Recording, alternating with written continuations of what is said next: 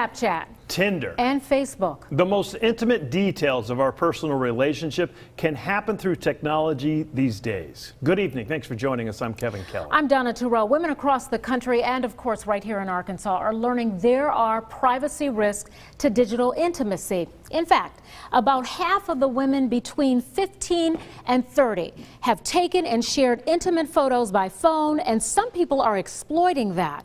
And what we're finding are gaps in the law that still leave victims exposed, and the majority of them, women and children. Yeah, Fox 16 investigates websites where anonymous users trade and collect explicit photos of women.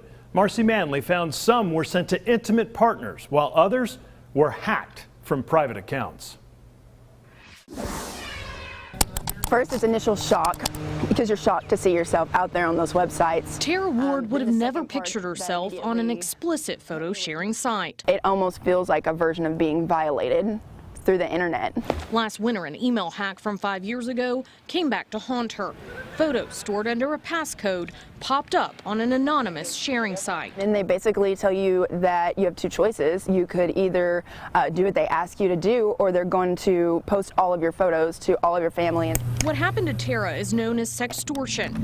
Hackers or even significant others threaten exposure of personal photos if you don't supply money, sexual favors, or other images. Revenge porn also a problem, where jilted exes get even by sharing intimate photos publicly. This subject, I think it's really just exploding, and I think the sextortion, even courts have described as the greatest problem to teens right now. According to law professor Michael Flannery, Arkansas is ahead of the curve.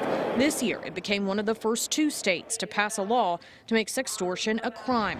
Arkansas also has a revenge porn law on the books. Just because it's available doesn't mean that it's legal, and doesn't mean that we shouldn't regulate how we use it.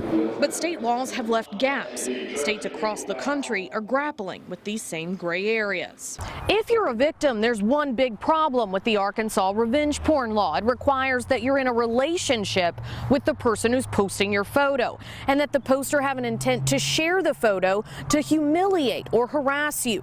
And there's also the question of if you snap it and send it, there's the question of whether you have any reasonable expectation of privacy and that it won't get shared around. The sole existence is to be a nasty website that sexually exploits women's photos and basically trades them like playing cards. The websites we found, like the one with Tara's photos, seem to be all about self-gratification.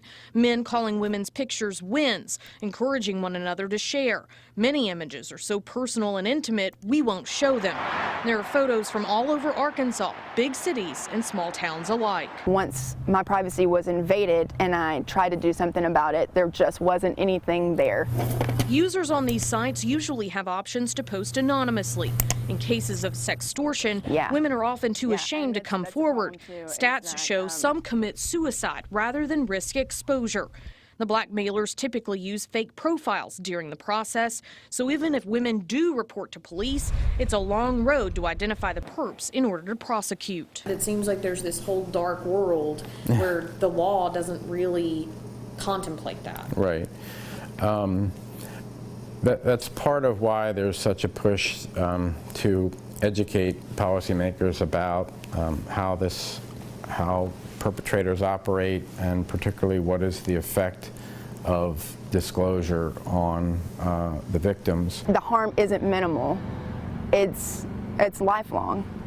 You'll forever be changed after something like this. Nearly 80% of victims are young women or girls with an average age of 15. The youngest documented sextortion victim, just 8 years old. Many women who have found their pictures on these sites say they were underage when the pics were taken. The picture is up there, and then we're punishing someone for doing it.